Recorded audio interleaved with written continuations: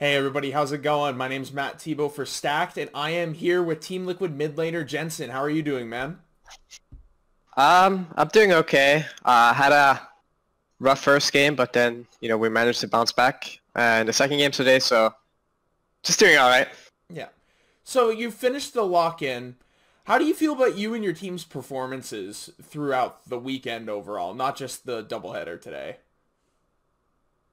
Uh, I mean, we still have one more game next week, but so far, I'd say mixed results. Like I thought a loss was pretty bad, a lot of mistakes, but in the end, like I'm satisfied with how we've been playing for the most part. I think we have shown we have pretty good early games for the most part. So as long as we can keep that up, then we can always fix the stuff that comes later. So overall, I'm decently satisfied, I'd say. For sure. And as one of the vets in the game, I'm sure you're used to roster moves and everybody flying all over the place and getting new teammates. How was it getting into a game with getting into games with Alfari, and what do you expect to change when Santorin gets here?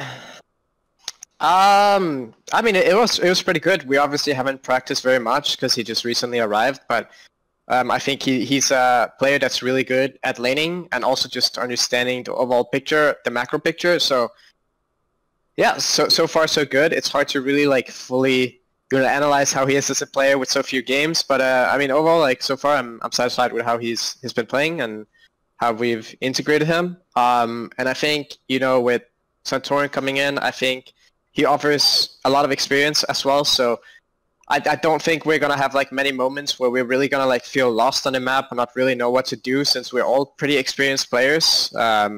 Aside from maybe tactical at this point. So yeah, I think it's hard to say what's really going to change once Santorin comes in, right? But I think I've talked a lot with him and we're pretty good friends and I know he's like really smart about the game. So I'm just looking forward to like really start gelling with the full roster because it does feel a bit weird when you're playing and you have like in the back of your mind that like, oh, like this isn't really like the full roster. Like it's kind of a weird vibe in my opinion. Of course. And to talk about rosters, one of the narratives that's getting pushed right now is a lot of like new blood versus old blood. Like I'm thinking pretty specifically of that LCS spot with Tactical and FBI and Spica. And particularly as some of the people who have competed against you over the past few years, like Bjergsen retiring, Doublelift retiring, how do you feel about that narrative and how does it feel to see all these pillars of the LCS just kind of riding off into the sunset? I mean, I think it's good for the league that, for once there is actually young players coming into the league because, even when I started off my career in NA, there wasn't really many new players that came. It was always imports or older players getting shuffled around, but it seems like now the league is like filtering out the bad players more.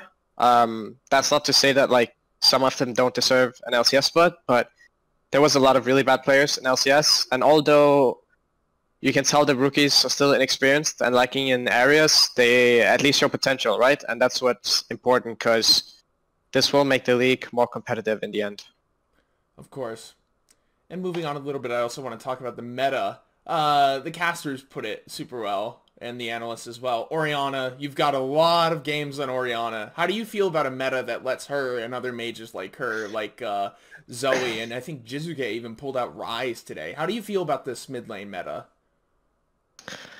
I mean, honestly, throughout my whole career, Orianna has basically been meta the whole time. At some points, not as much as it is now, but she's generally always been good. That's just because of the way her kit works. She's always solid if you can get through laning phase. So, I mean, I'm obviously very confident and comfortable playing these type of control mages. But yeah, I mean, I'm happy with it. Although I do like when there's more diversity. I mean, I think right now you can play stuff like Yone as well, right? But even though control mages are super meta, I think it would be nice if there would be other more viable picks, I guess. So you want pick diversity. Yeah, for sure. Yeah.